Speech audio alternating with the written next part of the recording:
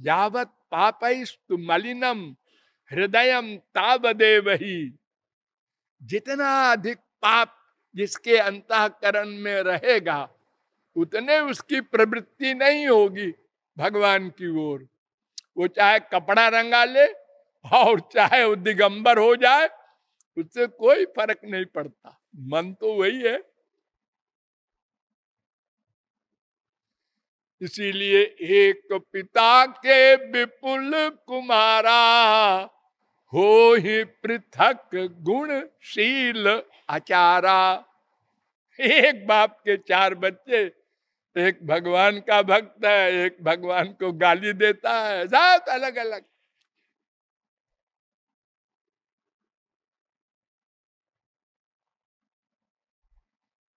तो भगवान हमारे लिए बिना शरणागति के ये सब कुछ करते हैं। और शरणागत हो जाए, मन में हमको ला दे, तो सुनिए उससे बड़ी कृपा। दुश्मन है, ये दुश्मनी करता है। दंत वक्त्र शिशुपाल, ये जब छोटे से बच्चे थे दोनों, तो तुला के बोलते थे, तभी से श्री कृष्ण को गाली देते थे।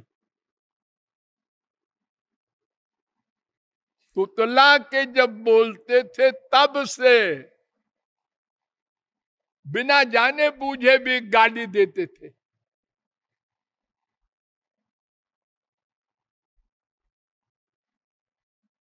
ये रावण कुंभकर्ण है, उनके अवतार है दोनों। राजसूय यज्ञ में भरी सभा में शिशुपाल ने 100 गालियां दी, डरा नहीं।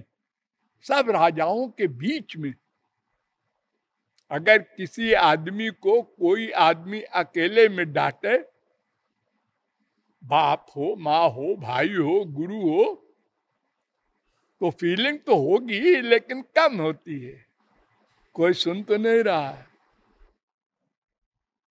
और अगर सबके बीच में बाप डांटे, माँ डांटे, गुरु डांटे, ये तो बिल्कुल बहुत खराब किया, सबके सामने क्यों डांटा, अकेले में 2 जूता मार देते, कोई बात नहीं। ये शरीर का जो हमारा मैं मानने का रोग है, इससे हमारा अपमान हो गया। ये लो, किसका अपमान है? ये शरीर का। तुम शरीर तो हो नहीं, काहे को फील करते हो? तुम्हारे शरीर को गाली दे रहा है, तुमको तो नहीं दे रहा है।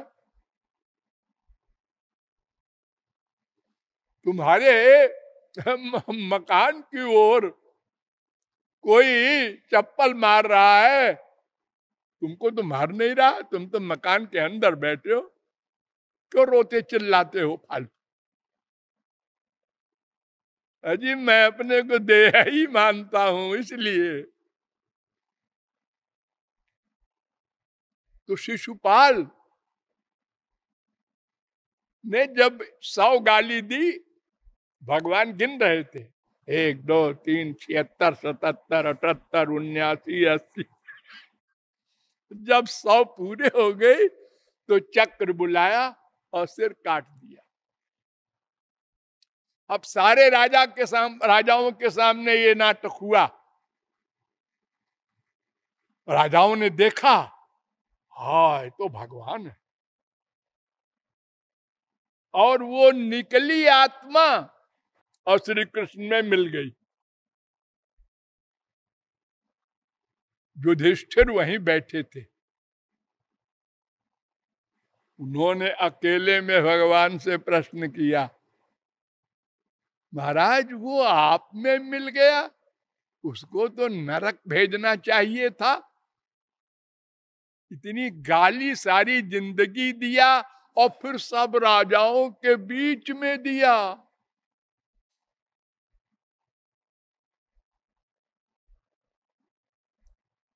और नारद जी ने समझाया।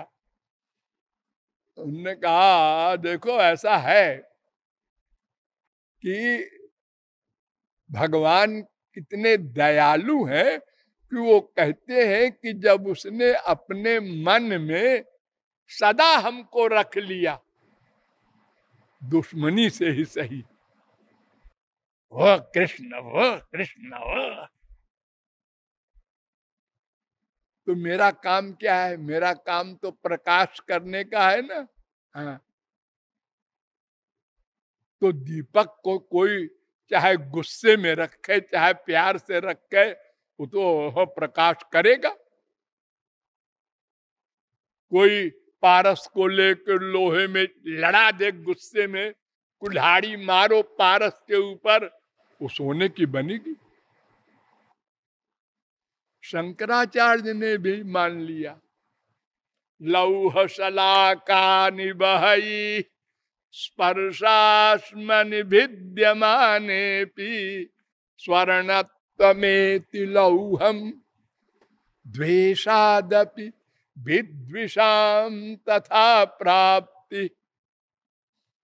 जैसे लोहे की कुल्हाड़ी भी अगर प्रहार करे कोई पारस पत्थर के ऊपर तो वो सोना बना देता है, ऐसे ही भगवान श्री कृष्ण से जो शत्रुओं ने, राक्षसों ने दुश्मनी की और निरंतर मन का चिंतन किया, तो उनको भी भगवान ने अपना लोक दे दिया, अपना स्वरूप दे दिया।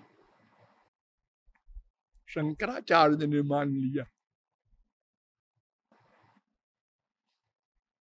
तो नारद जी ने कहा तस्माद् वैरानुबंधेन निर्वैरेण भयेन वा स्नेहात् कामेन वा जुञ्ज्यात् कथंचित नेक्षते पृथक। 7:1-25। अरे युधिष्ठिर, चाहे बैर से हो चाहे बिना बैर के हो, चाहे काम से हो चाहे लोभ से हो, अरे प्यार से तो ठीक ही है, भय से हो वो भगवान का लाभ पा लेगा। अगर मन से निरंतर चिंतन रहे, मन का टच श्याम सुंदर से रहे। और बताऊं? हाँ नारद जी, कामात् द्वेषात् भयात् स्नेहात् यथा भक्तेश्वरे मन आवेश्य तदघम हित्वा बहवस् तद्गतिम गता। अरे एक शिशुपाल ही नहीं, अनंत जीव काम भाव से, क्रोध भाव से, भय से, अनेक भावों से मन का अटैचमेंट करके गोलोक गए हैं। 7:1-29 एग्जाम्पल दू? दीजिए दीजिए। गोप्य कामात् भयात् कंसो द्वेषात् चैद्यादयो नृपा। काम भाव से गोपियां गईं और गोलोक गई, यही नहीं, उनकी चरण धूल ब्रह्मा और बड़े बड़े महापुरुषों के दादा मांगते हैं।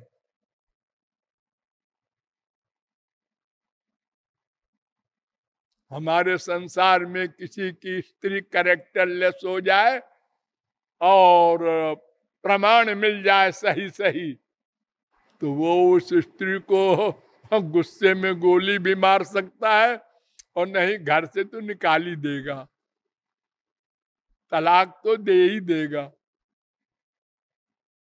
अजी मैंने आंखों से देखा।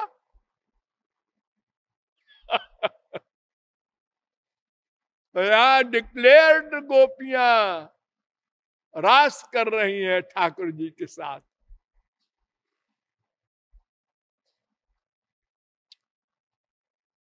सात एक 30। तस्मात् केनाप्युपायेन मनः कृष्णे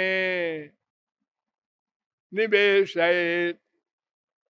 युधिष्ठिर, इसलिए किसी भी उपाय से, केनापि,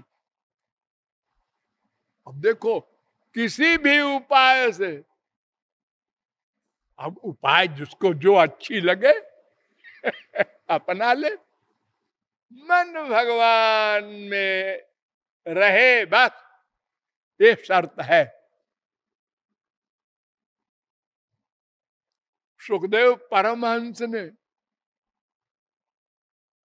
परीक्षित से कहा, तमेव परमात्मानं जार बुद्ध्यापि संगता जहुर्गुणमयम देहम सद्य प्रक्षीण बंधना। 10, 29, 11। परीक्षित, जार बुद्धि से, जो सबसे बड़ी गंदी और पाप की बात मानी जाती है संसार में, विवाहिता स्त्री पराये पुरुष से प्यार करे, ऐसा गोपियों ने किया और त्रिगुणमय माया से उत्तीर्ण होकर गोलोक गई।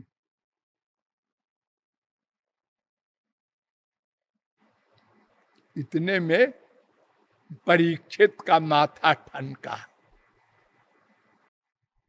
काम भाव से, गुरुजी ठहरिए, क्या है? मेरा एक प्रश्न है। पूछ, क्या प्रश्न है? कृष्णम विदु परं कांतम न तु ब्रह्मतया मुने गुण प्रबाहो परमस्तासाम गुण धियाम कथम। गोपियों ने श्री कृष्ण को ब्रह्म नहीं माना, भगवान नहीं माना और काम भाव से प्यार किया, आप कह रहे हैं, तो उनकी कैसे माया निवृत्ति हो गई? उनको तो नरक मिलना चाहिए। अरे संसारे में कोई स्त्री ऐसा करे तो नरक मिलता है, फिर वो भगवान के प्रति ऐसा अपराध किया।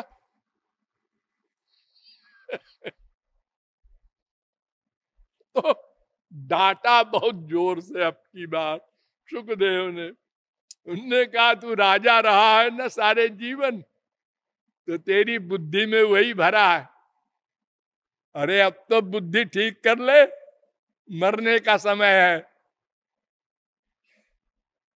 उत्तम पुरस्तात् चैतत्ते चैद्य सिद्धिम यथागता द्विषन्न ऋषिकेशम किमुताधोक्षज प्रिया।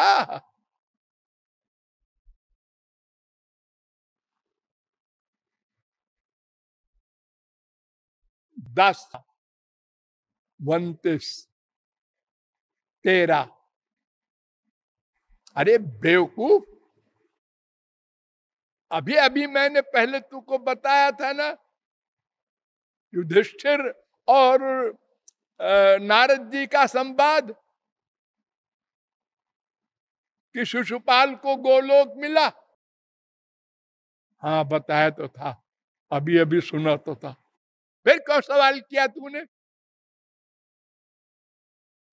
अरे जब दुश्मनी करने वाले को गोलोक मिला, तो वो काम भाव से तो वो प्यार किया उन्होंने, ठाकुर जी को मारने नहीं गई। जो मारने गई उस पूतना को भी दे दिया गोलोक।